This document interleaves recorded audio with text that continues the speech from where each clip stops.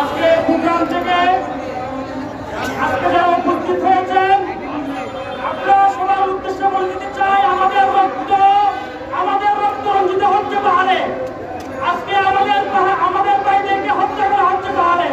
বাঙালিদের উপর, বাঙালি ছাত্রদের উপর, বাঙালি পরিবারের উপর নির্যাতন করা হচ্ছে, লুটপাট করা হচ্ছে।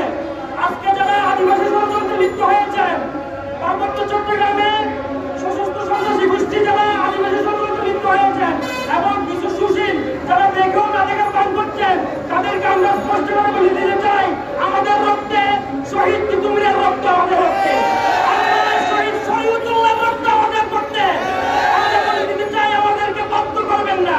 আমরা শান্ত আছি, আমাদেরকে যদি আপনারা বাধ্য করেন পার্বত্য চট্টগ্রাম শান্ত থাকবে না। আমরা বাঙালিরা পার্বত্য চট্টগ্রামকে শান্ত রাখার সর্বোচ্চ চেষ্টা করছি, কিন্তু আপনারা পাহাড়ে যারা ষড়যন্ত্র করছেন তাদেরকে আমরা স্পষ্ট করে বলে দিতে চাই আপনারা এই ষড়যন্ত্র বন্ধ করুন। পার্বত্য চট্টগ্রামে কোনো আদিবাসী নেই, আমরা আমাদের একটাই পরিচয়, আমরা বাংলাদেশি।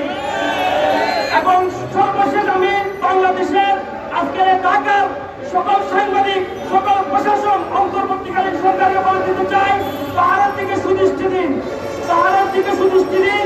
পাহাড়ের যে হত্যাকাণ্ড হচ্ছে, যে অন্যায় হচ্ছে, সে অন্যায়ের বিরুদ্ধে আপনাদের অবস্থান স্পষ্ট করুন। আসসালামু আলাইকুম।